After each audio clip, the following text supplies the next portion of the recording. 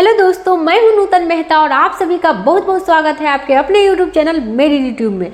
तो आज की इस वीडियो में पढ़ने वाले हैं हाइपरफॉस्फेटेमिया। जैसा कि आपने पढ़ा है हाइपोफॉस्फेटेमिया और इसके अलावा बहुत सारे इलेक्ट्रोलाइट्स के बारे में पढ़े हैं।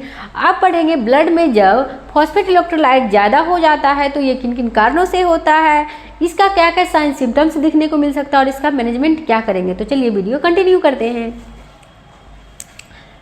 When serum phosphate level more than 4.5 mg पर डेल, जो सामान्य हमारा फॉस्फेट लेवल होता है वो होता है 2.7 to 4.5, लेकिन जब 4.5 से हमारा क्या होगा कि फॉस्फेट सीरम बढ़ जाएगा हमारे ब्लड में तो इसे कहेंगे हाइपरफॉस्फेटेमिया।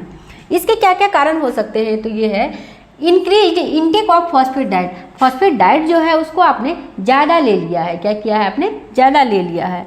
या फिर decrease excretion of phosphate. Decrease मतलब आपके बॉडी से जो फॉस्फेट निकलना चाहिए, एक्सक्रीट होना चाहिए, वो नहीं हो पाया है। उसके बाद है हाइपोपैराथायरॉयडिज्म।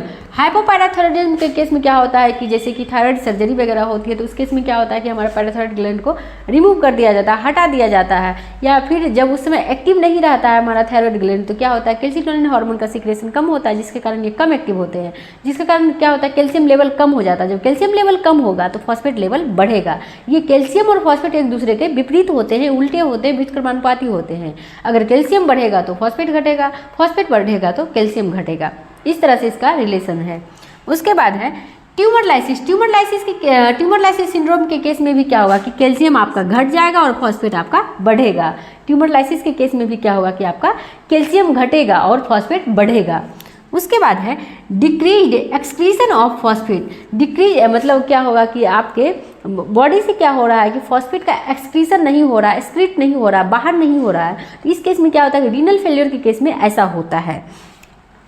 उसके बाद जानेंगे क्लिनिकल फीचर ऑफ हाइपरफॉस्फेटेमिया।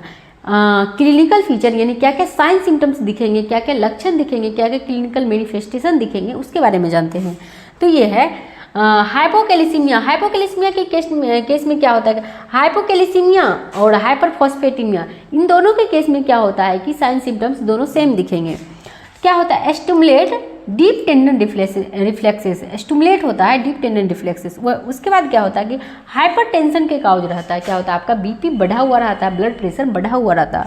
उसके बाद है टेकीकार्डिया, आपका जो पल्स रेट होता है वो भी 100 बीट्स पर मिनट से ज़्यादा रहता है, पल्स रेट आपका बढ़ा हुआ रहता है, पल्स आपका बढ़ा हुआ रहता है। उसके बाद है इंक्रीज गैस्ट्रिक मोटिलिटी। आपका जो होता है गैस्ट्रिक मोटिलिटी बढ़ जाता है। क्या इस केस में क्या होता है कि आपका डायरिया हो जाता है, डायरिया काउज करता है। उसके बाद है आपको क्रैम्प्स आएंगे, आपके पैर हाथ में क्रैम्प्स आएंगे, नस में खिंचाव होगा, आपका नर्व्स में खिंचाव होगा, जिसके कारण आपको पेन होगा। सीजर के केस रहेंगे, आपको टिटेनी का केस रहेगा, आपके पैर हाथ में क्या होंगे कि दर्द रहेंगे, खिंचाव होंगे नसों में।